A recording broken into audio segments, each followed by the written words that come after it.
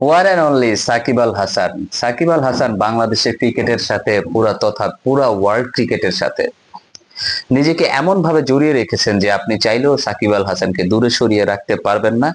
ঘুরে ফিরে সেই সাকিব আল হাসান আপনার সামনে টিভি পর্দার সামনে চলেই আসবেন। সাকিব আল হাসান বনাম রংপুর রাইডার্স। কেমন হবে যদি সাকিব আল হাসানের এগেনস্টে রংপুর রাইডার্স খেলতে নামে, কিংবা রংপুর রাইডার্স এর এগেনস্টে সাকিব আল হাসান খেলতে নামেন? সেই সাকিব আল হাসান যিনি কিনা ওয়ান্স আপন ও টাইম এই রংপুর রাইডার্স এর ক্যাপ্টেন্সি করেছিলেন, এই রংপুর রাইডার্স এর ক্যাপ্টেন ছিলেন। জিনিসটা সত্যিকার অর্থেই অনেক বেশি আবেগতাড়িত হবেন না আপনারা যারা খেলাটা দেখবেন? কিছুদিন আগে খেলা হচ্ছিল, কথা হচ্ছিল, আমি শুনেছিলাম যে রংপুর রাইডার্স নাকি সাকিব আল হাসানকে চুক্তিবদ্ধ করতে যাচ্ছেন, সাকিব আল হাসানকে তাদের দলে নিতে যাচ্ছেন। কিসের জন্য? Global super league. দর্শক, কিছুদিন আগে রংপুর রাইডার্স যেই সুপার লিগটাতে আপনার চ্যাম্পিয়ন হয়ে বাড়িতে ফিরেছিল, সেই দলে খেলার কথা ছিল সাকিব আল হাসানের। আমি শুনেছিলাম যে তার সাথে তাদের নাকি অনেকখানি কথাবার্তা হয়েছে, বা সেটা কদ্দূর কি হয়েছে, কোন সোর্সে তারা কথা বলেছে, বা আদৌ বলেছিলেন কিনা, নাকি জাস্ট বলার জন্য বলেছিলেন, আই ডোন্ট নো। বাট এখন যেটা বিষয় সেটা হচ্ছে সাকিব আল হাসান কিন্তু অলরেডি চুক্তিবদ্ধ হয়ে গেছেন। সেটা আপনার রংপুর রাইডার্স এর সাথে না, সেটা হচ্ছে আপনার দুবাই ক্যাপিটালস এর সাথে।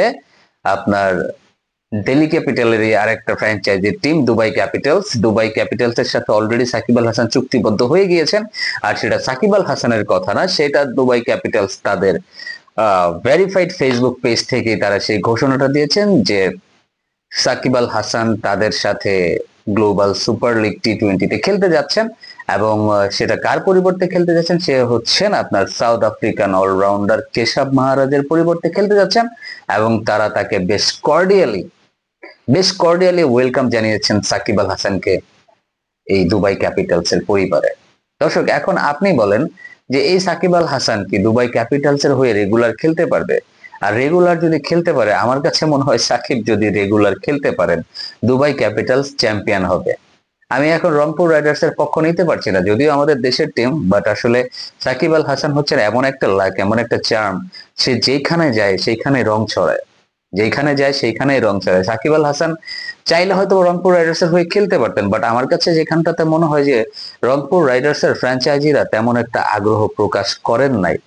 তাছাড়া যদি আগ্রহ তিনি প্রকাশ করতেন, আমার কাছে মনে হয় না সাকিব আল হাসান রংপুর রাইডার্স এর হয়ে গ্লোবাল সুপার লিগ খেলতে চাইবেন না। এরকম কোন রিজন অ্যাটলিস্ট অন্তত পক্ষে আমার চোখে পড়ে না। একজন প্লেয়ারকে যদি সম্মান ঠিক মতো দেয়া না হয়, তাহলে সেই প্লেয়ারকে সেধে সেধে আপনার টিমে খেলতে আসবে? এখন সাকিব আল হাসান কোথাও খেলতে পারছেন না বিধায় আমাদের বাংলাদেশিদের একটা অসুবিধা আছে, সেটা হচ্ছে আমরা যখন কোনো কিছু অ্যাভেলেবেল ভাবে পেয়ে যাই না, আমরা তাকে সস্তা ভাবতে শুরু করি।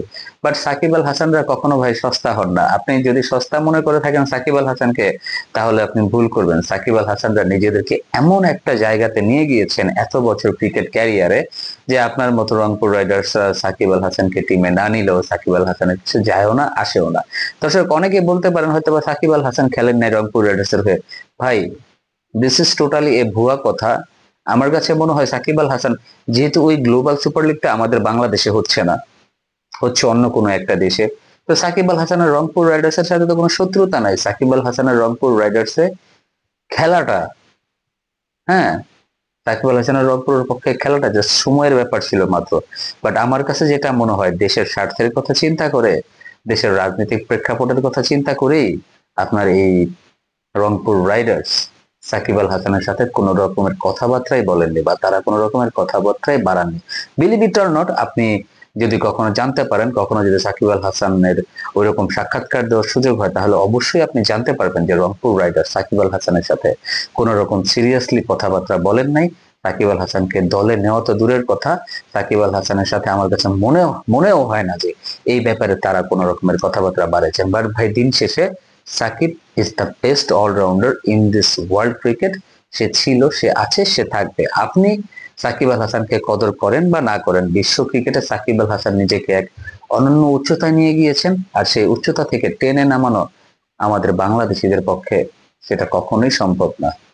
সবাই ভালো থাকবেন, সুস্থ থাকবেন। সালামু আলাইকুম।